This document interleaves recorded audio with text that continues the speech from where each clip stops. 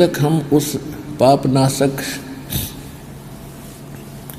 बंदी छोड़ कबीर परमेश्वर की शरण में नहीं आते, तब तक हम दोनों ही कर्मों को भोगते हैं और तब तक हमारे दोनों अकाउंट ओपन रहते हैं, शुभ भी और अशुभ भी, पुण्य वाले भी और पाप वाले भी। तो जिस लोक में हम रह रहे हैं यहाँ पर पुण्य तो बहुत ही कम बन पाते हैं और पाप ऑटोमेटिकली दिन रात होते रहते हैं, क्योंकि ये अक्षेत्र ऐसा है, ये लोक ऐसा है।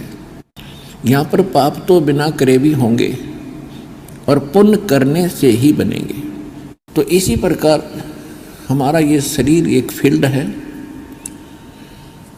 और हम जो भी इस क्षेत्र में घूमते हैं, काल के लोक में रहते हैं, जो भी क्रियाएं करते हैं, इसमें पाप तो ऑटोमेटिकली हो जाएंगे बिना करे।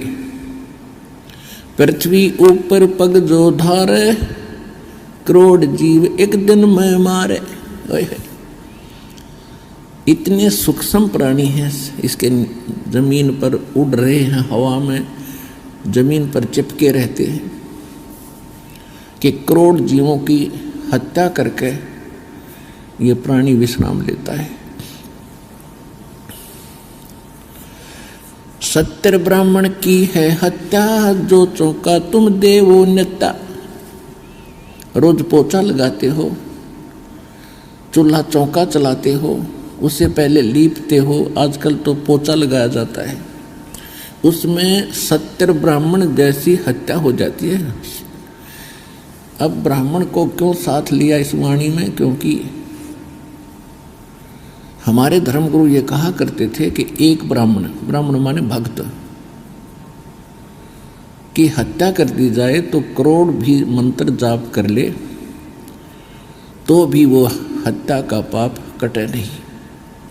तो परमात्मा बता रहे हैं कि तुम जो साधना आप कर रहे हो वो साधना पाप नाशक है ही नहीं, चाहे लाख करोड़ के चाहे अरब मंत्र जाप कर लियो। और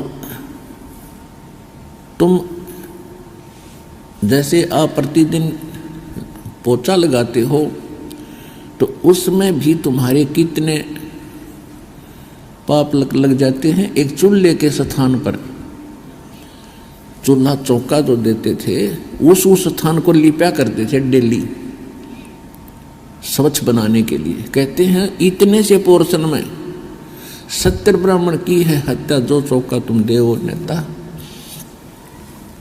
और जिस सरोवर तालाब में तुम स्नान करने जाते हो तीर्थ समझकर या वैसे भी स्नान करते हो, ब्राह्मण शेष हत्या जो हुई 1000 ब्राह्मणों की हत्या होती है, जल स्नान करत हो सो उसमें ना जाने कितने सूक्ष्म जीव रगड़ रगड़ कर तुम मार डालते हो। हरी बाथी पृथ्वी के रंगा, अनंत कोट जीव उड़े विहंगा। और कहते तारक मंत्र कोट जपाई, ये जीव हंसा तुम्हारी उतरे नहीं। अपने आत्माओं आपको शंका ना हो जाए कि ये तो फिर हम भी कर रहे हैं और हमें भी ये पाप प्रतिदिन लग रहे हैं। हाँ, ऐसा ही है।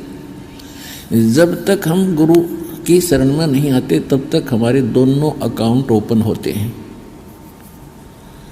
और हमारे ऊपर एक और विशेष कानून लागू है, जैसे किसी ने ड्राइविंग लाइसेंस बनवा रखा है, चालक प्रमाण पत्र, और वो भी रोड पर गाड़ी चला रहा है ड्राइवर, उससे यदि कोई इत्तेफाक से दुर्घटना हो जाती है और किसी व्यक्ति की जान चली जाती है तो सबसे पहले जांच अधिकारी क्या करेगा, उसका लाइसेंस चेक करेगा कि ये चालक है भी कि नहीं, इसने जानबूझकर तो नहीं ठोक दी, अनजान हो ये।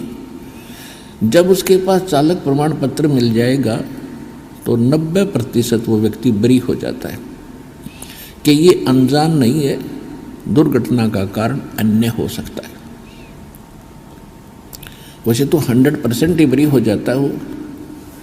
और जिसके पास चालक प्रमाण पत्र है नहीं और या है तो डुप्लीकेट है, तो उससे यदि ऐसी कोई दुर्घटना हो जाती है तो सीधा जेल जाता है, वो सीधा दंडित होता है। ठीक इसी प्रकार जब तक हम गुरु की शरण में नहीं आते, गुरु जी एक दीक्षा देते हैं, वो चालक प्रमाण पत्र आपका समझो। चालक प्रमाण पत्र उसको दिया जाता है, उसको पहले ट्रेंड किया जाता है, उसकी ट्राई ली जाती है, तब अधिकारी साइन करके देता है कि ये बिल्कुल ओके आदमी है, गाड़ी ठीक चला लेता है, ये जानबूझकर यानी ये दुर्घटना नहीं कर सकता, ड्राइवर बढ़िया हो गया। तो इसी प्रकार आप जी को पहले वो नियम पढ़ाए जाते हैं जो इस राम नाम की गाड़ी में को लेकर आप चलोगे शरीर को, उस सफ़र में आप किसी से दुर्घटना ना कर दें, जानबूझकर ना करो, तो वो सब नियम बताए जाते हैं, फाउल पॉइंट बताए जाते हैं, तब आपको दीक्षा दी जाती है।